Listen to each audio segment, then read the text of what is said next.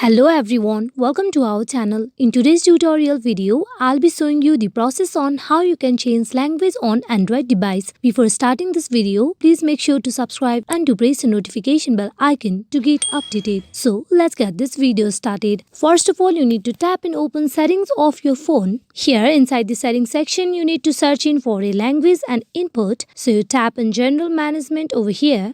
Inside general management, you need to tap on language and input.